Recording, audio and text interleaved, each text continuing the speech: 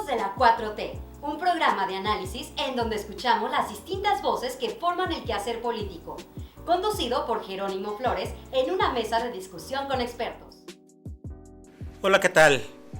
Muy buenas tardes. Esperamos que esté teniendo una bonita tarde. Y como todos los jueves, con mucho gusto les damos la bienvenida a todos los que nos ven y escuchan en donde se encuentren. Y como les decía, es jueves. Sí, jueves de programa de Ecos de la 4T. Les recordamos que estamos transmitiendo desde Guadalajara, Jalisco. Sí, escuchó usted bien. Desde la ciudad de Guadalajara, capital de Jalisco.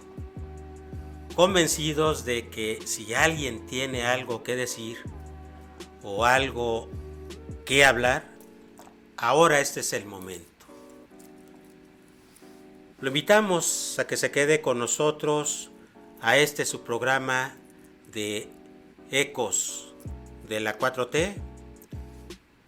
Conduce su servidor Jerónimo Flores González y por supuesto permítame también saludar al equipo de producción que hace posible que llegue hacia usted el programa de Ecos de la 4T, a Víctor, a Jorge, a David, a Diego y a Pamela. Así de que en un momento ya comenzamos.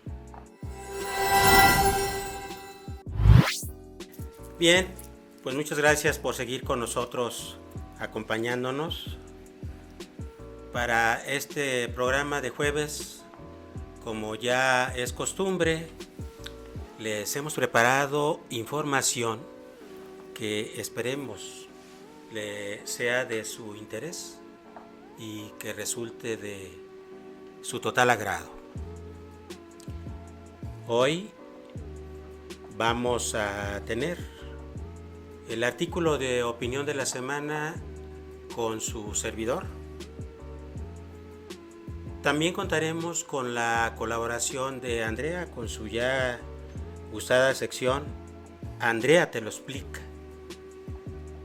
Vamos a tener también en la sección de la entrevista, aquí en el estudio, la compañía del maestro Alfonso Sánchez Contreras, ya colaborador y miembro de este espacio de Ecos de la 4T.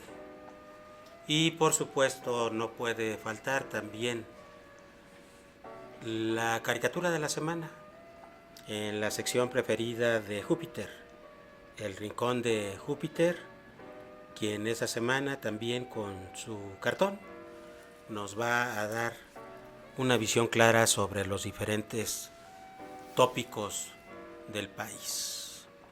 Entonces, arrancamos. Bien, en esta ocasión, en el artículo semanal, he preparado un tema que me apasiona mucho y que he denominado la nueva justicia laboral. Dice así: a partir del mes de febrero del año 2017, tuvo lugar una reforma constitucional por virtud de la cual los tribunales laborales, en este caso las juntas de conciliación y arbitraje, simplemente fueron suprimidas. Ese hecho fue acompañado con la creación de nuevos tribunales o juzgados laborales que pasaron a formar parte del Poder Judicial de la Federación y de los poderes judiciales de cada entidad federativa, a los que ahora les corresponde el conocimiento, la tramitación y resolución de los juicios laborales. Sin duda, la reforma al artículo 123 constitucional, apartado A, fracción 20, tiene un gran significado en más de un sentido, particularmente el de dejar de lado toda una tradición en la administración e impartición de la justicia laboral, porque las juntas de conciliación y arbitraje fueron creadas por el constituyente de 1917, que se encargó de la elaboración de nuestra constitución política, y es que las juntas laborales son parte del poder ejecutivo federal como del estatal. Hasta antes de la mencionada reforma, en la justicia laboral se dijo que los sectores sociales, esto es, los trabajadores como los patrones, intervinieran en la tramitación y resolución de las controversias laborales con la participación de representantes del gobierno. Se trataba de un modelo de justicia, se dijo, en el que era muy necesaria la integración de las juntas de conciliación y arbitraje con los representantes de las organizaciones sindicales obreras y del sector patronal, ya que finalmente, ¿quién mejor que ellos que conocían la problemática laboral para impartir la justicia laboral? Sin embargo, con este nuevo viraje se traslada la función jurisdiccional al Poder Judicial, de donde muchos conocedores de la justicia señalan que es donde siempre debió de estar, y es que el Poder Judicial de la Federación únicamente intervenía en los juicios laborales por virtud del juicio de amparo. Esta nueva situación de que ahora sea el Poder Judicial el que se encargue de resolver los juicios laborales fue pensada para atajar por completo todas las problemáticas que se dieron en las juntas de conciliación en su paso de casi 100 años de existencia. Y es que la situación en el mundo laboral, como del actuar de las juntas laborales, sobre todo en las últimas 4 décadas, se ha tornado complejo, al grado de dejar prácticamente inmovilizado, paralizado y rebasado el viejo modelo de justicia laboral. Suele señalarse como algunos puntos que dieron al traste con las juntas laborales, a la corrupción y a ciertas prácticas nocivas para la impartición de una justicia laboral sana, como el de buscar que se hiciera verdaderamente justicia para los justiciables por pensar en sumo grado en el lucro. Se llega a hablar inclusive de la industria del laudo. En verdad, con más de 30 años involucrado por parte de su servidor en el ámbito de la impartición de la justicia laboral, me cuesta trabajo bien a bien identificar y señalar en dónde fue el punto de quiebre.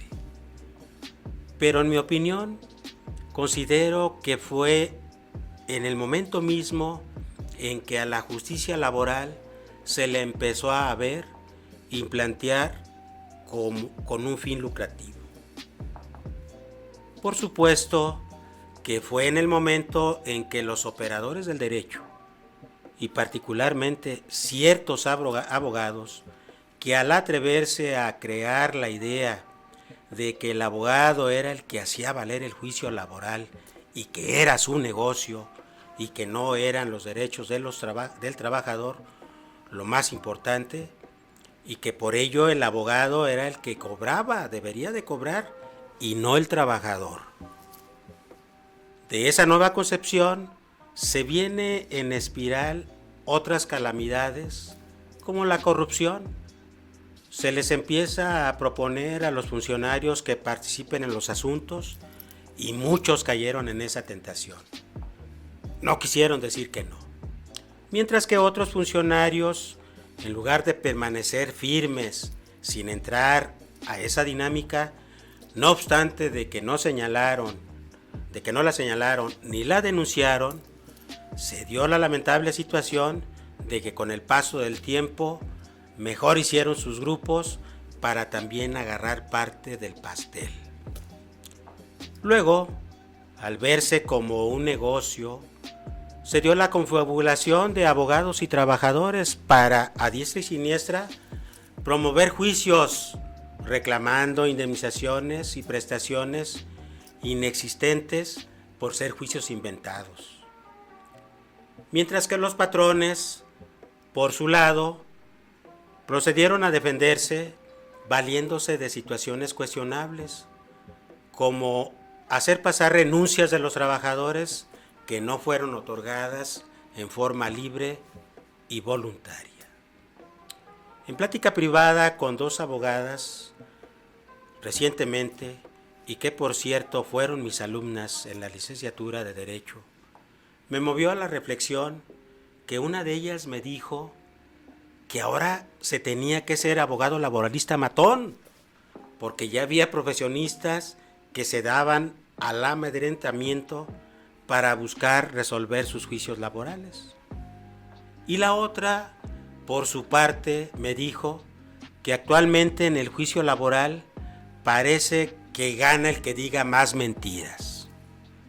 Hay pues infinidad de más lastres que nos llevaría mucho más tiempo señalarlos, pero con esos casos nos sirven como botón de muestra para tener una idea clara del estado general que actualmente guarda la justicia laboral.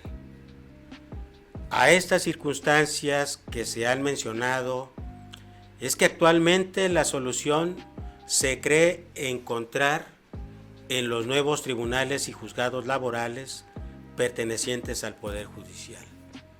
Es entendible que se hubiera dejado de lado a las juntas laborales, más allá de que nuestro país, por el TEMEC, Tratado de Comercio entre México, Estados Unidos y Canadá, hubiera adquirido el compromiso de modernizar su justicia laboral. En estos momentos, ya en la mayoría de las entidades federativas se encuentra implementada la nueva justicia laboral y únicamente falta de hacerse realidad en algunos estados, entre ellos el de Jalisco.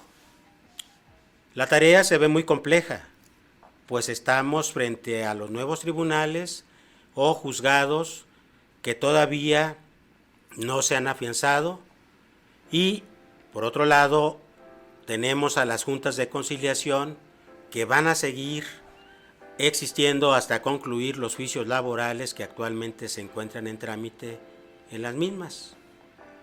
Unos tribunales que se ven como la esperanza de que mejore la justicia laboral y las juntas laborales que, a sabiendas de que ya se van, nomás no cumplen ni quieren cumplir con su función de impartir justicia.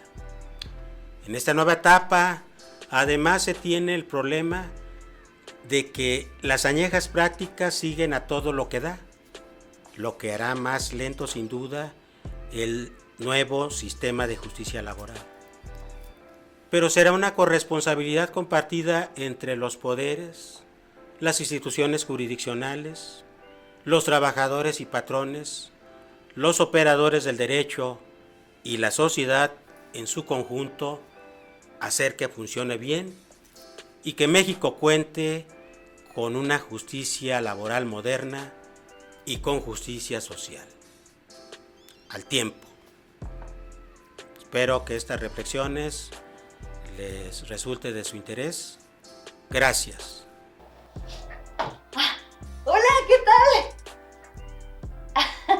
No me estoy yendo a ningún lado, ni cambiando de país, ni nada parecido. Solo arreglo un poco mis cosas.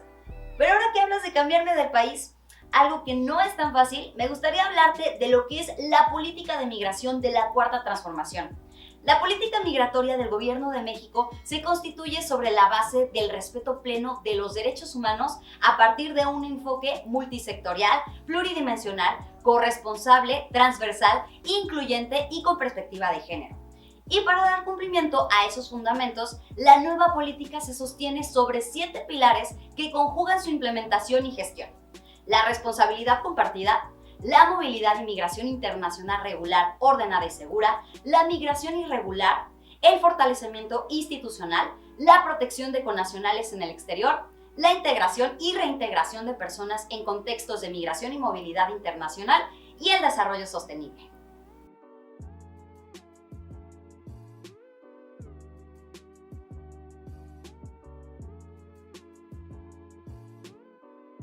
Bien, ya estamos de regreso.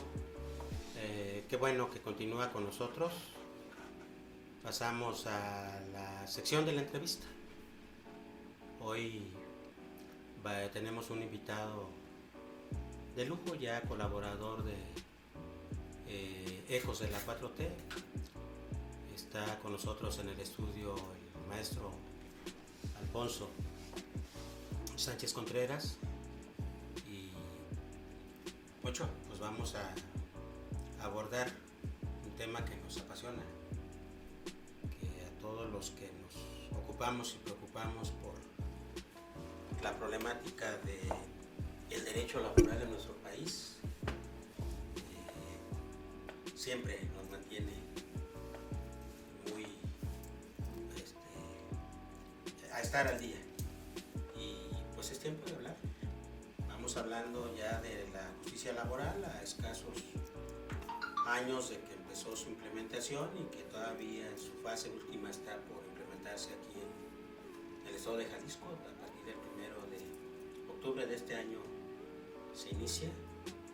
Y Poncho, pues sorprendente esta reforma, por virtud de la cual a partir del mismo artículo 123 constitucional se suprimen las juntas de conciliación y arbitraje, y pues ahora se da paso a nuevos tribunales y juzgados laborales que van a pertenecer al juzgado, al Poder Judicial, sí, de la Federación y de cada entidad federativa. ¿Cómo ves este tema y esta nueva situación de la justicia laboral a la que lo estamos ya empezando a adentrar, maestro Poncho? Sí.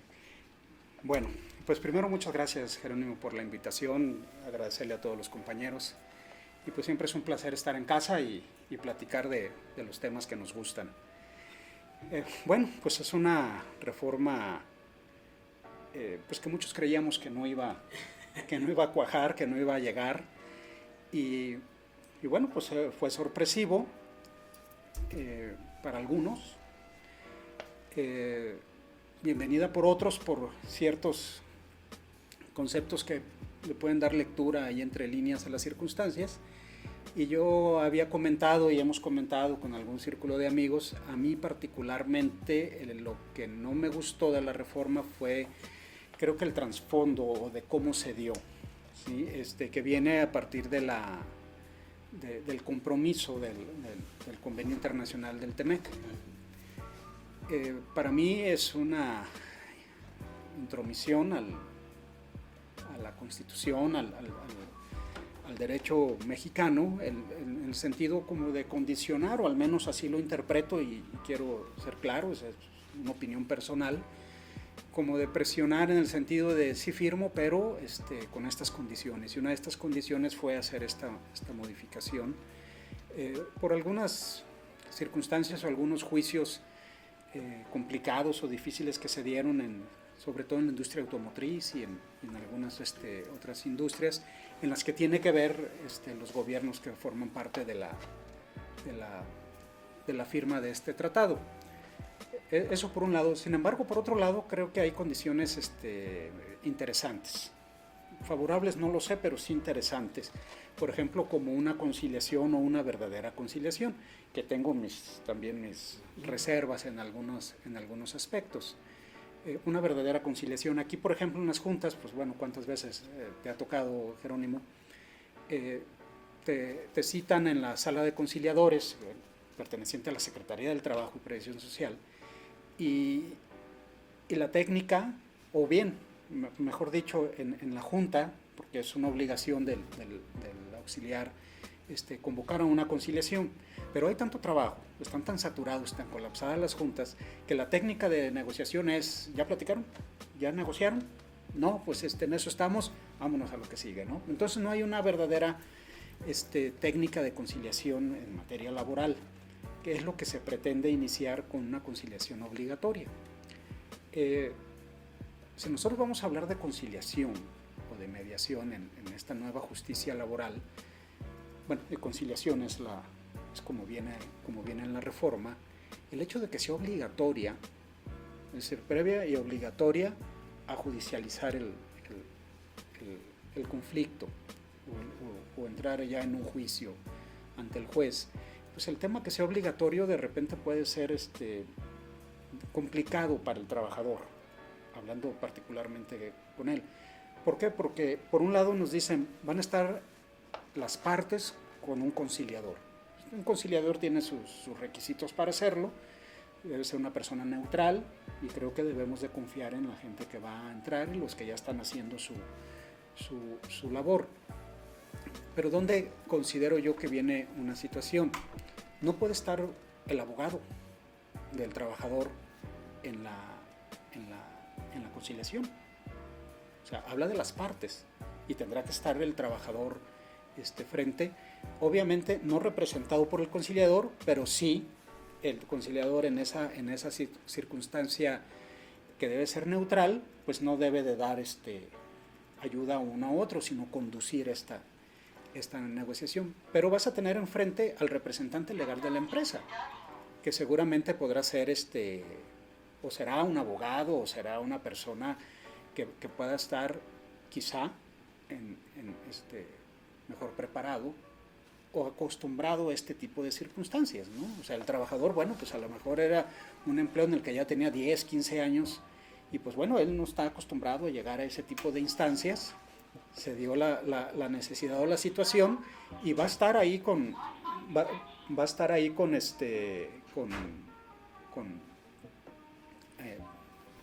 el representante legal de la empresa, porque tampoco va a ir el dueño de la empresa, pues para eso tiene sus representantes acreditados, ¿no?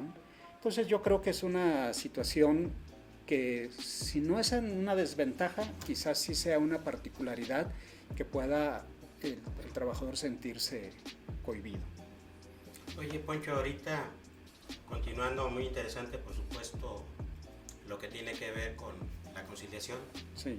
Y cómo ahora está normada. Quisiera insistir en el tema de la decisión pues de suprimir las juntas de conciliación y arbitraje y no tanto por una cuestión de añoranza. Creo que es muy interesante el origen y cómo es que se llega a la decisión del constituyente en 1917 para crearlas. En efecto, en tu opinión, más allá de que pudiéramos, algunos nos puedan ubicar como detractores de la reforma, en tu opinión, ¿ya se había agotado en efecto este modelo de tribunal de las juntas de conciliación y arbitraje? Híjole, yo creo que no. Yo creo que... ¿Qué se podía hacer? Yo creo que el modelo, pues como todos, es perfectible. O sea, no quisiera pensar que el legislativo o el nuevo constituyente, porque así se tiene que establecer, haya pensado en decir esto ya no sirve y hago algo nuevo. ¿Sí? Si nos ubicamos en la creación en la conformación de las juntas de conciliación y arbitraje, bueno, pues tenemos a un representante del gobierno que asume su rol de presidente de la junta, tenemos un representante patronal y un representante obrero. Y bueno, esto quiere decir que al momento de discutir un proyecto de laudo, pues están representados los tres factores, ¿no? Y bueno, hemos visto o hemos sabido, porque bueno, son reuniones que pueden sesionar en pleno o bien en cada una de las juntas, pues son sesiones en donde están representados tanto los representantes y se discuten las circunstancias y el resultado del laudo se refleja con los razonamientos de todos los involucrados, es decir, de los trabajadores, de los representantes de los patrones y del propio gobierno en la presencia del presidente. ¿Dónde viene la circunstancia o el punto de inflexión? Sí. Ahora con la reforma, pues todo queda en manos del juez. ¿Sí? Bueno, obviamente también tenemos que confiar en los jueces, pues son imparciales o deben de serlo y deben de tomar en consideración pues todo lo establecido en el juicio. Sin embargo, una forma colegiada como es en las juntas, considero que las partes, ambos, el trabajador y patrón, están debidamente representados, ¿sí? Y las voces o el sentimiento ahí se refleja, y la cuestión jurídica pues la refleja, por supuesto, su presidente. Ahora bien, estos representantes, pues ahora no porque sea representante del patrón, pues la mayoría son profesionistas, sino es que todos lo son y es gente muy preparada, así como los representantes patronales. Entonces son unos verdaderos debates, son una verdadera discusión jurídica, y los laudos están establecidos de una forma muy, muy, muy interesante por ese trasfondo jurídico que tiene. Poncho, ya había habido varios intentos por llevar a cabo esa reforma, como ya lo comentabas tú. Había opiniones de nuestros grandes maestros laboralistas insistiendo en que ya debería de darse el paso a que formaran de una vez, se integraran al Poder Judicial. Pero con independencia de eso,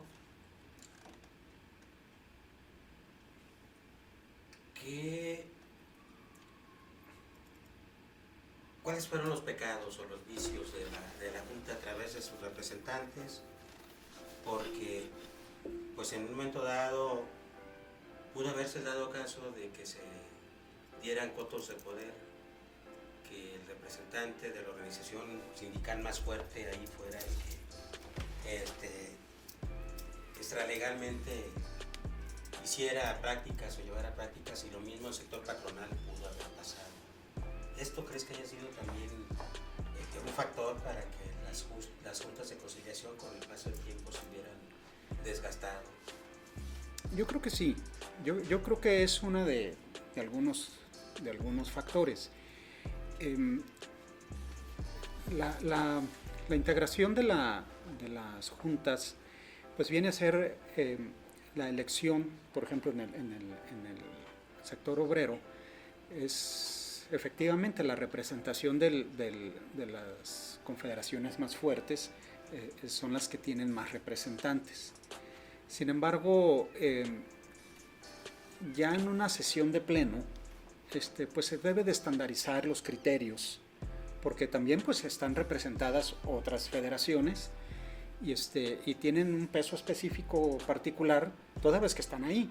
Esto se lleva a cabo sobre una elección donde tendríamos que establecer padrones de afiliados, de trabajadores afiliados, y obviamente quien tuviera más tenía mayores representaciones, ¿no? Y así está en la mayoría de las juntas, si no es que en todas en las que hemos tenido oportunidad de revisar o de participar en algunas circunstancias, pues obviamente la confederación que más representación tiene, pues tiene más representantes, ¿sí? Y de ahí en algunas otras, pues hay en algunos lados donde una federación, si no es la que mayor tiene, pues están en ese sentido. Por ejemplo, aquí en el estado de Jalisco, quien tiene mayor representación en las juntas es la CTM. ¿Sí? Luego viene la CROC con 3 representaciones. En la CROC hay hay 2 CROC, pero creo que ese es tema de otro, sí, de otro programa. Dice Sí. la nana Goya. Sí. Pero bueno, a final de cuentas la CROC tiene sus representantes, y de unos años para acá la CROM también ya tiene un representante. Me detengo en lo que señalas de la CROC. En el seno de la organización sindical, tú como asesor jurídico, ¿cuál fue el diagnóstico y cuál fue su punto de vista respecto de esta reforma? Si al final de cuentas compartían que habría que suprimirlas o no. Bueno, el consenso general, bueno, aquí aunque dijimos que era harina de otro costal, nomás voy a hacer una acotación. Yo pertenezco a la Federación de Obreros y Campesinos del Estado de Jalisco. Es correcto. ¿Sí? Hay una federación regional de obreros y campesinos del Estado de Jalisco. Ambas pertenecían a la CROC, a la Confederación. Luego vino un movimiento y nosotros, la Federación Revolucionaria de Obreros y Campesinos del Estado de Jalisco, conformaron con algunos otros compañeros una federación que se llama Conlabor. ¿Sí? Entonces ahí es donde yo estoy. ¿Por qué? Porque digamos, la Federación Regional de Obreros y Campesinos tiene su propia estructura con grandes compañeros y grandes conocedores de la materia. En Conlabor, al seno de la Conlabor, aquí en el estado de Jalisco particularmente, sí se sintió que quitaban a las organizaciones obreras del ámbito laboral. ¿Por qué? Porque, por ejemplo, si alguno de los trabajadores afiliados con nosotros acudía a la Junta de Conciliación a entablar una demanda, nosotros tenemos 2 representantes ahí. Entonces, es intercambiar opiniones, establecer algunas circunstancias. Incluso a veces nos decían, oye, pues no vayas por ese lado, no es así la situación. O pues también pues estás hablando con un compañero, con un amigo, con un conocedor de la materia y podríamos tener algunos criterios establecidos en esa circunstancia. Ahora no. Si bien es cierto, la parte conciliatoria pues forma parte también algunas confederaciones o alguna otra circunstancia, la realidad es que no. Es decir, no están representados en estas nuevas organizaciones, ¿no? Es decir, tú vas a ir al frente del juez y allí tú ya no, ahí olvídate si pertenecías a un sindicato o otro sindicato, ahí tú eres el demandante o el demandado, ¿sí? Oye, a propósito, ¿tribunales de conciencia o de derecho? Los nuevos juzgados y tribunales laborales.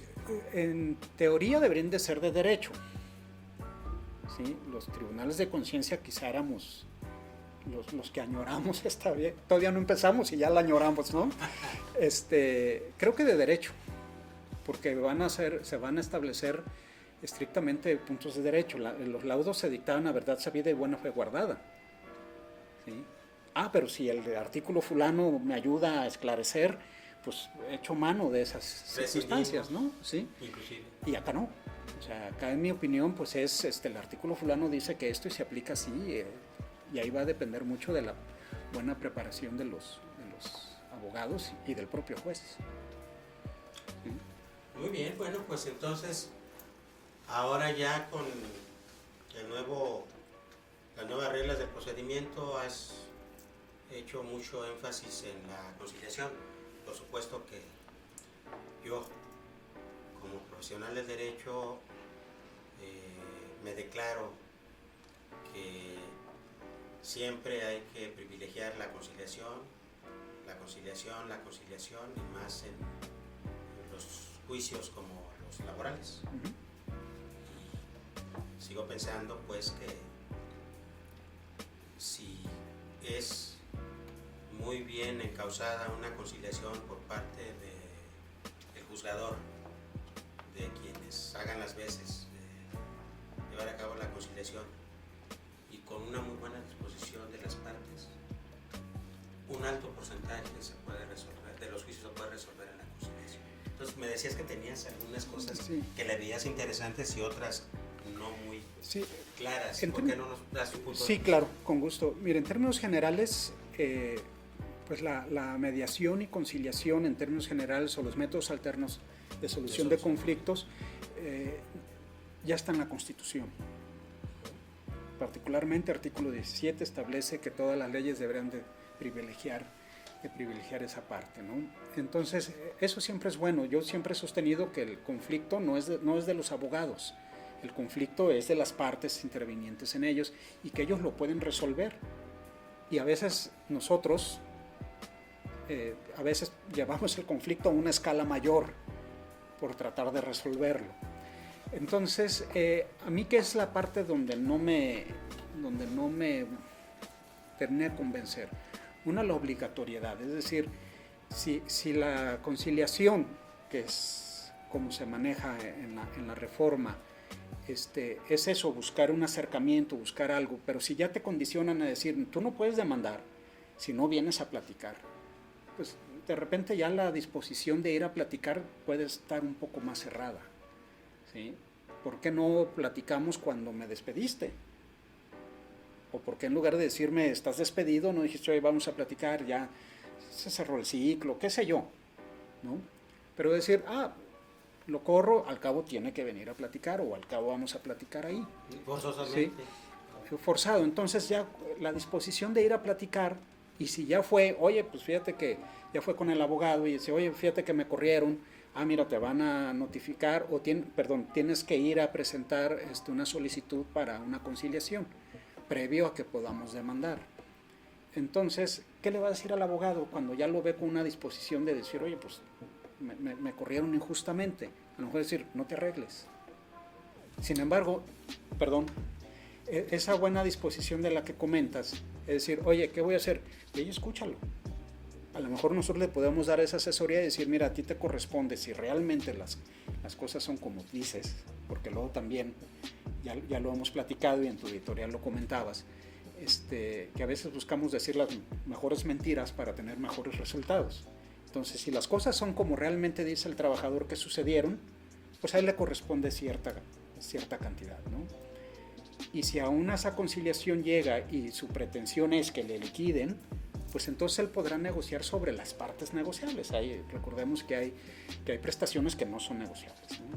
Pero las prestaciones que sí son, podemos negociarlas. ¿Por qué no decirle al trabajador, escúchalos, qué te ofrecen, si esa es su pretensión, qué te ofrecen, y si es tu decisión aceptarlo, pues ya se acabó el conflicto? Sí, me parece muy interesante, Poncho.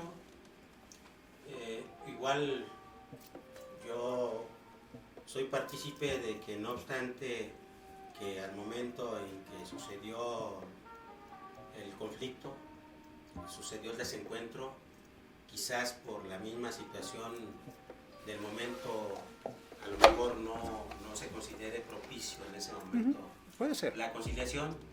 Y luego, bueno, también la práctica forense nos dice pues que en la conciliación muchos de los abogados no hacen por llevar al cliente directamente a los interesados, y eso también muchas de las ocasiones. Y es más, las experiencias también que tenemos, Poncho, es de que el funcionario, al momento en que las partes se encuentran en el juicio compareciendo, lleva y hace una excelente conciliación, los arregla, y llegamos los abogados y lo desarreglamos. Esa regla, sí.